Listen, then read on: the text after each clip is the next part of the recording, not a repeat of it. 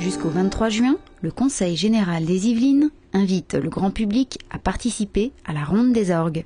Pour cette 3e édition, 11 concerts sont proposés afin de découvrir ou redécouvrir le patrimoine organistique du département.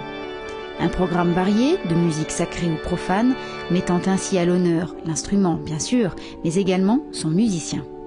Un organiste, c'est celui qui est directement en dessous de Dieu dans l'église, car la plupart du temps, les orgues sont en tribune, et sur le plan de l'altitude, c'est lui le plus proche.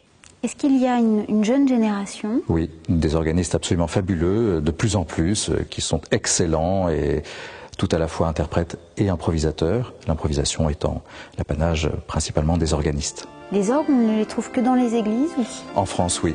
Ah non, partout dans le monde, on les trouve dans les grandes salles de concert, et la France a un déficit extraordinaire d'orgues dans les salles de spectacle, et les derniers qui existent à la Maison de la Radio ont été déplacés dans des églises.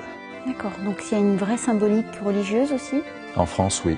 Mais à l'étranger, non, et dans le monde entier, jusqu'en Chine, les orgues sont des instruments de musique qu'on trouve dans les salles de concert classiques. On sent que vous êtes un passionné. Qu'est-ce qui vous anime véritablement dans cet instrument? Écoutez, l'orgue fait vibrer. Alors, l'âme, quand un musicien parle de l'âme, il parle du cœur, de ce qui finalement motive une vie, lui donne un sens. Et l'orgue fait également vibrer le corps. Et quand on entend un orgue, on se sent très bien. Donc c'est le corps et l'esprit. Le corps et l'esprit.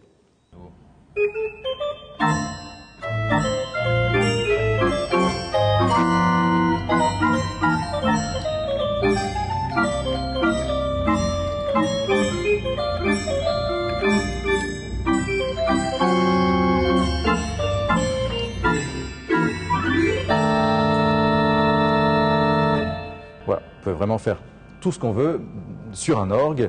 Le cadre liturgique d'une église contraint l'organiste à rester sage, mais c'est ce que j'allais dire. Est-ce qu'on n'entre pas après dans de la musique dite profane?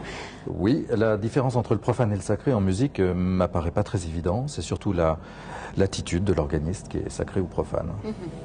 Au cœur de cette nouvelle ronde des orgues, 3 événements d'exception sont à noter.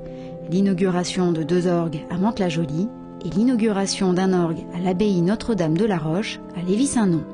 Entre tradition, échange et convivialité, le département, aux côtés des associations locales Amis des orgues, espère ainsi mettre à portée de tous cette richesse historique et musicale.